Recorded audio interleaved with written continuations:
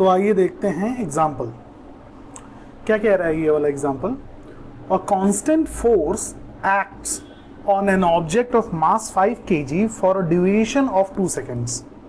It increases the object's velocity from 3 meter per second to 7 meter per second. Find the magnitude of the applied force. Now, if the force was applied for a duration of 5 seconds, what would be the final velocity of the object? तो दोस्तों बहुत ही आसान प्रश्न है। ठीक है, सबसे पहले हम लोग क्या करते हैं कि गिवन फैक्ट्स लिखते हैं। ठीक है, ये गिवन फैक्ट्स में क्या क्या इन लोगों ने पहले मुझे प्रोवाइड कर दिया, ध्यान दीजिएगा। हमें मास दे दिया है, मास ऑफ ऑब्जेक्ट कितना दिया है दोस्तों, ये दिया है 5 kg। ठीक है, उसके बाद इन्होंने क्या दे दिया कि कितने टाइम के लिए इसके ऊपर फोर्स लगाया गया है, कितने टाइम के लिए लगाया गया, 2 सेकेंड्स के लिए। और कहां से कहां तक स्पीड, इसकी जो वेलोसिटी थी वो चेंज हो गई। इनिशियली शुरुआत में वो 3 मीटर पर सेकंड पर थी और 2 सेकंड जब समय लगाया गया, इस समय के अंतर 2 सेकंड के समय के अंतराल तक के लिए जब फोर्स लगाया गया तो तब उसकी वेलोसिटी जो है वो 7 मीटर पर सेकंड पे पहुंच चुकी है। ठीक है, हमें क्या निकालना है, हमें इसमें फोर्स निकालना है। पहला केस तो ये कह रहा है, दूसरा केस ये कह रहा है कि ऑब्जेक्ट अगर सेम ऑब्जेक्ट जो है जो कि 5 kg का था, ठीक है, अगर मैं टाइम ड्यूरेशन चेंज कर दूं, ठीक है, ध्यान दीजिएगा दोस्तों, अगर मैं टाइम ड्यूरेशन चेंज कर दूं 2 की जगह 5 सेकंड तक के लिए, ये यही वाला फोर्स अगर मैं इसमें लगाऊं, ठीक है ना, फोर्स जो कि जो भी हम यहाँ पे निकालेंगे, यही फोर्स अगर मैं इस सेकंड केस में अगर लगाता हूं 5 सेकंड के लिए, आफ्टर कैलकुलेटिंग द फोर्स, जो भी फोर्स निकलेगा इसको मैं उठा के यहाँ पे डाल दूं और 5 सेकंड के लिए इसी ऑब्जेक्ट के ऊपर लगाऊं फिर से फोर्स, तब एक्सीलरेशन जो होगा वो क्या होगा वो मुझे पता करना पड़ेगा। ठीक है, और साथ ही साथ इन लोगों ने जो मुझसे पूछा है, एक्चुअल में एक्सीलरेशन पूछा नहीं है, मैं बस बता रहा हूं कि हम पता कर सकते हैं। और उन्होंने क्या पूछा कि फाइनली वो उसकी वेलोसिटी कुल कितनी होगी। तो आइए दोस्तों पहले समझते हैं। ठीक है, ये फाइनल वेलोसिटी बेसिकली हमसे पूछा गया है।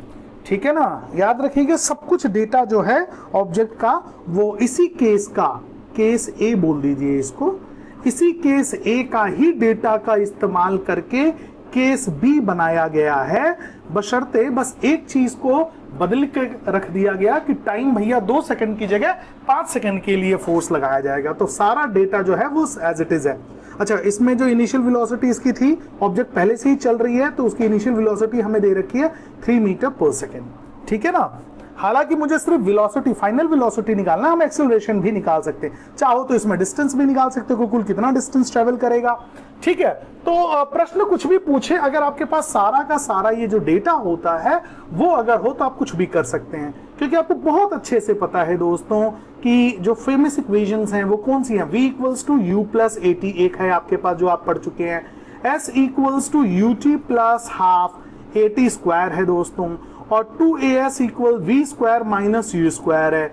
अभी अभी आपने ये भी पढ़ा है कि फोर्स जो होता है वो मास इनटू एक्सीलरेशन होता है, और एक चीज और डाल सकते हैं कि फोर्स जो होता है वो क्या होता है, m v minus u upon मी टी, क्योंकि दोस्तों जो a जो आता है ना वो क्या होता है, v माइनस यू अपॉन मी टी ही तो होता है। ये चीज कहां से आई है, इस वाले फॉर्मूला से आई है। तो आप a की जगह पे, इस a की जगह पे आप इसका उठा के अगर आप डाल देते हैं तो बेसिकली ये मास इनटू ये चीज किसको रिप्रेजेंट करती है, ये एक्सेलरेशन को ही तो करती है। तो दोनों फॉर्मूला बेसिकली सेम ही होता है। ठीक है, आपके सारे क्वेश्चन जो हैं इस चैप्टर के मेरे को नहीं लगता कि इसके अलावा कोई और आपको परेशानी, इसके अलावा कोई और फॉर्मूला में ज्यादा सोचना पड़ेगा। आइए पहले लगा के देखते हैं। तो v है, u है, p है, m है, f निकालना है। तो f के लिए हमारे पास क्या होना चाहिए दोस्तों, f equals to mass into acceleration होना चाहिए। ठीक है ना, और एक्सेलरेशन का फॉर्मूला क्या होता है, फर्स्ट इक्वेशन से आप निकाल सकते हैं जो कि होता है v माइनस यू अपॉन मी टी। तो चलिए करते हैं, फोर्स पहले निकालते हैं। फोर्स निकालने के लिए एक्सेलरेशन चाहिए होगा, खैर मास इनटू एक्सेलरेशन, एक्सेलरेशन क्या हो जाएगा यहाँ पे निकाल दें, v माइनस यू अपॉन मी टी। तो एक्सेलरेशन की वैल्यू क्या हो जाएगी दोस्तों, v की वैल्यू कितनी है 7 माइनस 3 अपॉन में t कितना है 2। तो बेसिकली क्या हो गया 4/2। तो a की वैल्यू कितनी आ गई 4/2 2 जो कि बराबर होता है 2 मीटर पर सेकेंड स्क्वायर। तो ये आ गया आपका एक्सेलरेशन की वैल्यू जो कि आपने यहाँ पे कैलकुलेट किया है, वो आ गया 2। और मास कितना था दोस्तों, आपका मास था 5 kg का, तो फोर्स कितना हो गया 5 × 2, फोर्स की वैल्यू आ गई 10 न्यूटन। ठीक है, 10 न्यूटन आपकी फोर्स आ गई। अगर आप ऐसे नहीं लिखना चाहते हैं तो इसको ऐसे भी लिख सकते हैं 10 kg मीटर पर सेकेंड स्क्वायर। ये कहां से आया, क्योंकि खुद सोचा ना यार, मास की एसआई यूनिट क्या होती है, केजी होती है ना, और एक्सेलरेशन की एसआई यूनिट क्या होती है, यहाँ पे लिखा था ना एक्सेलरेशन की क्या होती है, मीटर पर सेकेंड स्क्वायर, है ना। तो आप ऐसे भी लिख सकते हो, आप ऐसे भी लिख सकते हो, प्रेफर कीजिएगा इस स्टार वाले को। ठीक है, तो चलो फर्स्ट केस का तो मुझे फोर्स पता चल गया। अब इसी चीज को इसमें डाल देते हैं। अब ये फोर्स कितना आया था, 10 न्यूटन से आया था ना, यहाँ पर डाल दीजिए। अब मुझे ए वी यू, ये सब चीज, यू तो ऑलरेडी है, वी और ए निकालना है ना। तो चलिए कर देते हैं इसको भी बहुत ही आसान तरीके से। तो फोर्स क्या होता था, मास इंटू एक्सेलरेशन होता है ना, फोर्स मास इंटू एक्सेलरेशन। मास कितना है जी, सेम ऑब्जेक्ट है 5 kg, फोर्स कितना है 10 न्यूटन, एक्सेलरेशन हम निकाल लेंगे। ठीक है ना, आइए निकालते हैं इस एक्सेलरेशन को। ठीक है, तो कितना हो गया 10 = 5 × a, तो एक्सेलरेशन की वैल्यू कितनी आ जाएगी 10/5 विच इज 2 मीटर पर सेकेंड स्क्वायर। तो एक्सेलरेशन आ गई दोस्तों। ठीक है, एक्सेलरेशन आ गई। ठीक है ना, अब एक्सेलरेशन तो ये है, ठीक है ना। अब मेरे को फाइनल वेलोसिटी निकाली, इनिशियली वो इस पे चल रही थी, तो आ जाइए कर देते हैं। ए की वैल्यू क्या होती है, v - u/t। ए की वैल्यू है आपके पास, ठीक है ना, अब 2 था 2, और v की वैल्यू आपको निकालनी है, -u है 3 में टाइम कितना अब लग गया था 2, 5 टाइम 5 सेकंड्स के लिए लगाया गया, तो ये इधर चला जाएगा तो 10 हो जाएगा। तो बेसिकली क्या बन जाएगा 10 = v - 3, ये इस तरफ जाएगा तो v की वैल्यू कितनी आ जाएगी 13 मीटर पर सेकेंड। तो ये रहा आपका मास, v आ गया। ठीक है, तो जो पूछा तो वो हम निकाल चुके हैं, v निकाल चुके हैं, ये 2 मीटर पर सेकेंड स्क्वायर भी था। वैसे भी सेम ऑब्जेक्ट, मास अगर सेम हो और एक्सेलरेशन ऑलरेडी लगा था, ये इसमें भी, इसको अभी आपको कैलकुलेट करने की जरूरत नहीं थी, आप डायरेक्ट उठा के डाल सकते थे, क्योंकि अकॉर्डिंग टू द क्वेश्चन दोस्तों। ठीक है ना, खैर इन्होंने हमसे सिर्फ v की वैल्यू पूछा था, वो हम निकाल चुके हैं 13 मीटर पर सेकेंड। और इस कंडीशन में हमें फोर्स की वैल्यू पूछी थी, ये देखिए v की वैल्यू आ चुकी है, और इस कंडीशन में हमसे फोर्स की वैल्यू पूछी थी, वो हमने दे दिया। तो whatever the question is asking we have provided it. तो दोस्तों आई होप आपको ये एग्जांपल समझ में आ गया होगा। Now let's move on to the next example. तो क्या कहता है ये एग्जांपल, तो दोस्तों ये एग्जांपल कहता है which would require a greater force accelerating 2 kg mass at 5 meter per second square और 4 kg mass at 2 meter per second square। तो दोस्तों दो केस है, दोनों केस में मुझे फोर्स का पता करना है कि ज्यादा फोर्स किस में लग रहा है। केस ए है और केस बी है।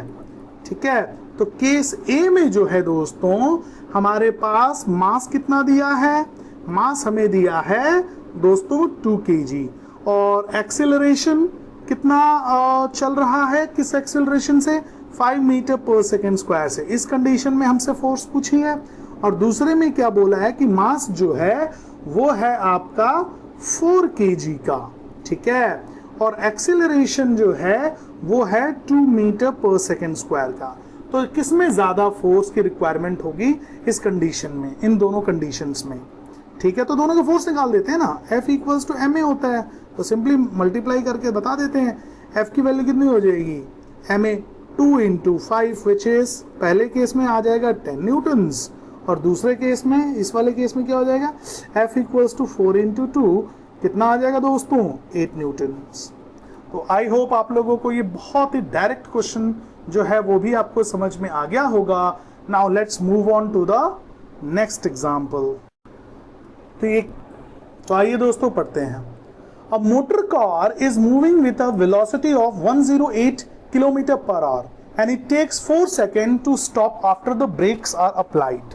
ठीक है, फिर क्या बोला, calculate the force exerted by the brakes on the motor car if its mass along with the passenger is 1000 kg। तो बहुत इंटरेस्टिंग और सिंपल क्वेश्चन है दोस्तों। तो आइए जरा पहले गिवन फैक्ट्स लिखते हैं, फिर सोचते हैं क्या करना है। तो हमारे पास एक मोटर कार थी जो कि इनिशियली बहुत काफी तेज 108 किलोमीटर पर आवर की रफ्तार से पहले से ही चल रही है। ब्रेक्स लगा और फाइनली जाके वो रुक गई, 0 मीटर पर सेकेंड पे आ जाएगी। इसको पहले मीटर पर सेकेंड में अभी कन्वर्ट कर लेंगे, ठीक है। और इसको रुकने में कुल कितना टाइम लगा, 4 सेकेंड्स का टाइम लगा, ठीक है ना, ठीक है ना। और मास कितना दे रखा है, गाड़ी में जो पैसेंजर है और गाड़ी को मिलाकर मतलब एज अ होल इन्होंने मास कितना दिया हुआ है, 1000 kg दिया है, ठीक है ना। और इन्होंने क्या पूछा कि भाई फोर्स जो निकली है ना, ब्रेक्स ने जो पहियों पे जो फोर्स लगाया है वो कुल कितना फोर्स लगा है, इसके बारे में इन्होंने हमसे पूछा है। तो ये बहुत ही सिंपल क्वेश्चन है दोस्तों। पहले इसको मीटर पर सेकंड में कर लेते हैं, क्योंकि यूनिफॉर्म यूनिट्स होने चाहिए, मतलब एक जैसे यूनिट्स होना चाहिए। ऐसा नहीं कि कुछ किलोमीटर पर आवर में आप सॉल्व कर रहे हो बाकी सेकंड्स में ले लिया, ऐसे नहीं होना चाहिए दोस्तों। और वैसे भी मैंने कई बार आप लोगों से कहा है कि हम क्या फॉलो करते हैं, MKS सिस्टम, मीटर किलोग्राम और सेकंड, MKS सिस्टम हमें फॉलो करना होता है। तो हर चीज को इस यूनिट में लेकर आते हैं। तो देखिए किलोमीटर पर आवर को मीटर पर सेकंड में करने के लिए क्या करते हैं, जो भी कुछ दिया होता है उसको 5/18 से मल्टीप्लाई कर देते हैं। अब इसको यहाँ पे मल्टीप्लाई करके एकदम सॉल्व करने की कोई जरूरत नहीं है, ठीक है, कोई भी जरूरत नहीं, क्योंकि आगे जाके अपने आप ही सॉल्व होता है। तो ये एज अ होल ये वैल्यू उठाकर आप ले लिया करो, ठीक है। इससे आपका ना कैलकुलेशन मिस्टेक्स करने की संभावनाएं कम हो जाती हैं। तो मुझे फोर्स निकालना है। फोर्स का फॉर्मूला क्या है दोस्तों, फोर्स होता है M × A, यही होता है ना, वेरी गुड।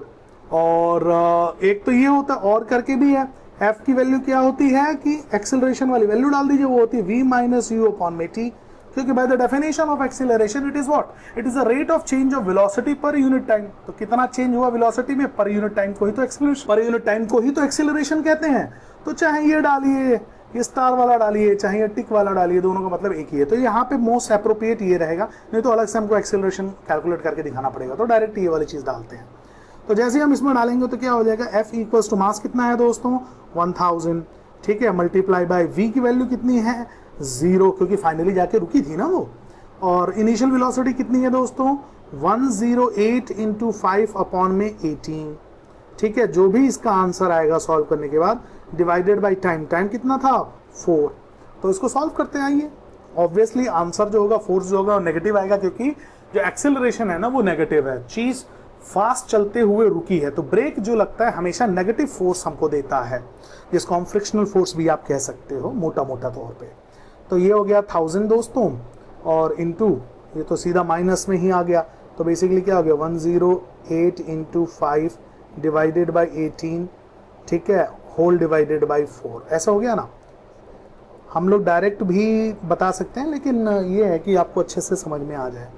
तो दोस्तों क्या हो जाएगा, ये हो जाएगा -108 × 5/18 डिवाइडेड बाई 4। इसको ऐसे भी लिख सकते हैं।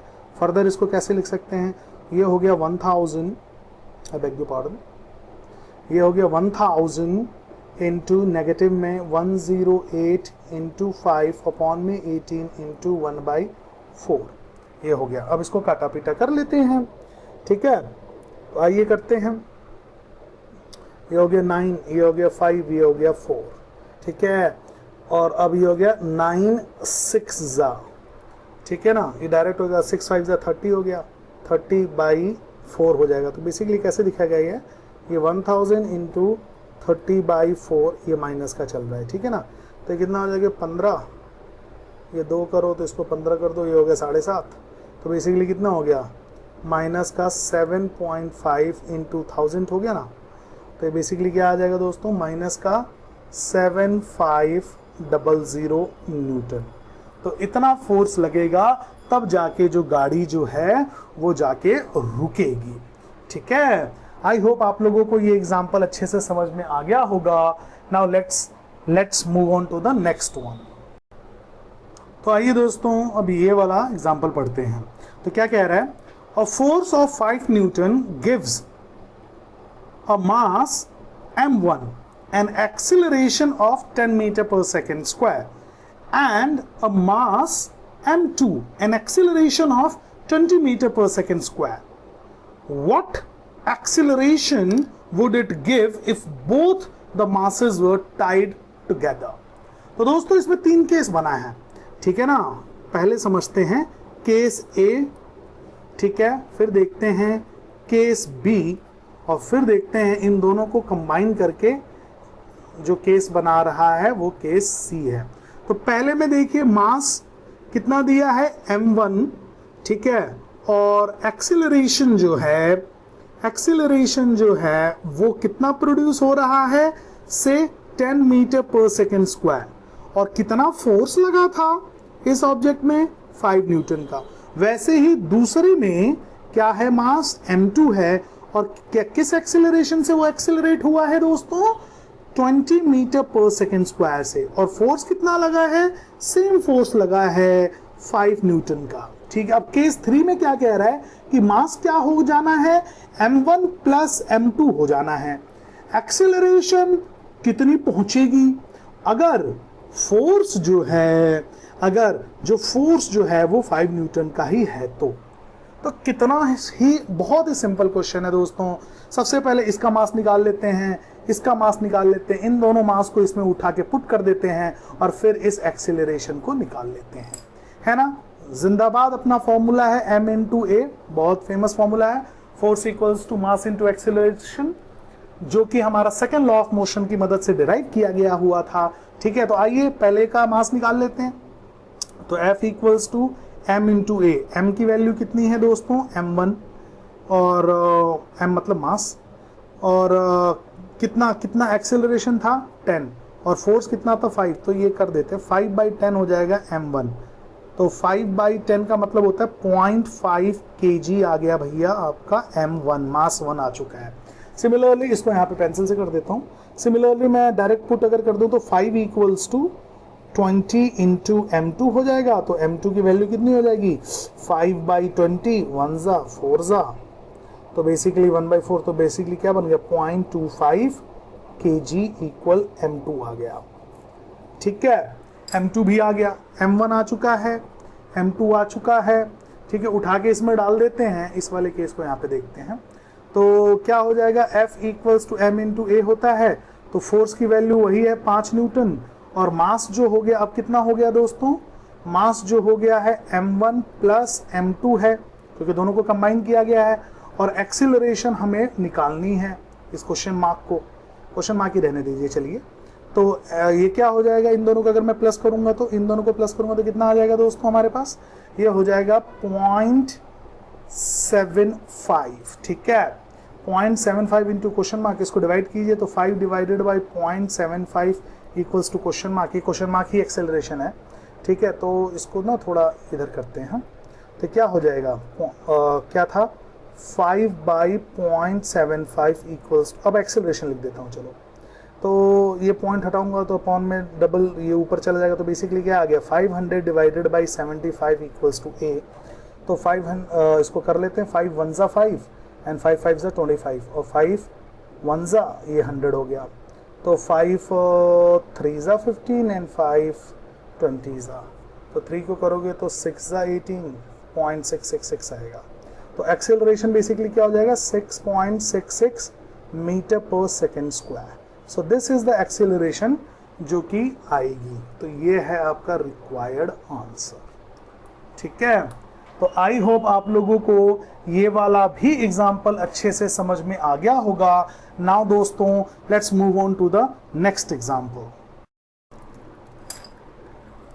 आइए दोस्तों अब ये वाला भी एग्जाम्पल देखते हैं, क्या कह रहा है ये example. The velocity time graph of a ball of mass 20 gram moving along a straight line on a long table is given in figure 8.9। तो ये फिगर में हमें दिया हुआ है, ठीक है। How much force does the table exert on the ball to bring it to rest? तो फ्रिक्शनल फोर्स हमें निकालना है, ठीक है। आइए दोस्तों देखते हैं, ये क्वेश्चन बहुत ही आसान है, आइए समझते हैं। तो हमारे पास क्या क्या गिवन है बच्चों, ग्राफ के मुताबिक अगर हम इस ग्राफ को ध्यान से देखें तो इसके मुताबिक हमारे पास क्या दिया हुआ है कि इनिशियली जो ऑब्जेक्ट है वो चल रही थी 20 सेंटीमीटर पर सेकेंड के वेलोसिटी से। ठीक है, फाइनली वो जाके रुक जाती है 0 सेंटीमीटर पर सेकेंड पे। ठीक है, और इसको रुकने में कुल कितना टाइम लग गया? इसको लग गया जी 10 सेकेंड्स का। ठीक है, हमारे पास एक्सीलरेशन है नहीं, हमारे पास फोर्स है नहीं।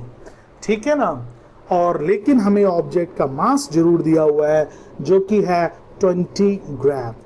दोस्तों हमें हमेशा एमके सिस्टम ही फॉलो करना है, तो हर चीज़ को हमको एमके सिस्टम में लेकर आना पड़ेगा। हालांकि अगर ये सीजीएस सिस्टम में फॉलो भी आप कर सकते हैं, बट चूंकि ये सारा कुछ सीजीएस में दिया हुआ है तो आप इसको कर भी सकते हैं, लेकिन मैं आप लोगों से रिक्वेस्ट करूंगा कि आप एमकेएस में ही स्टिक करें।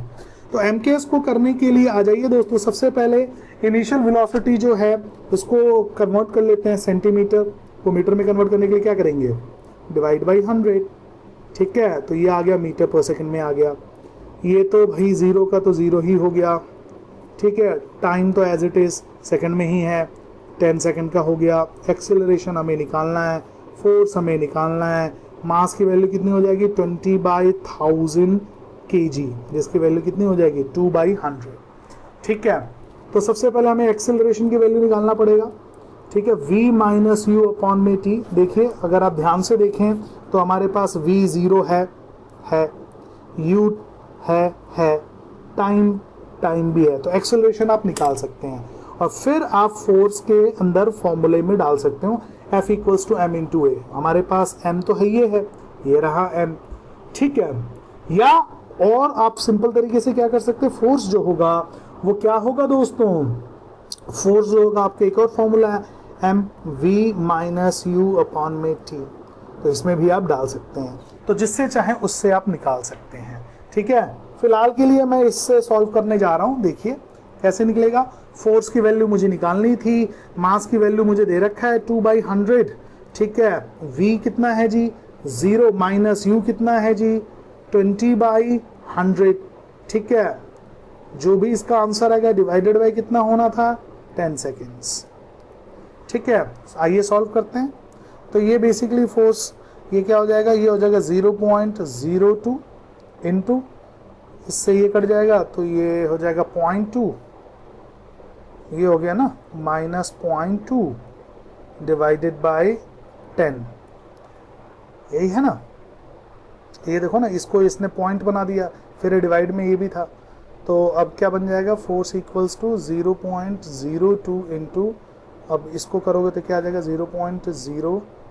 अच्छा, ये माइनस में है, इसको मत भूल जाइएगा। तो फोर्स की वैल्यू कितनी आ जाएगी दोस्तों?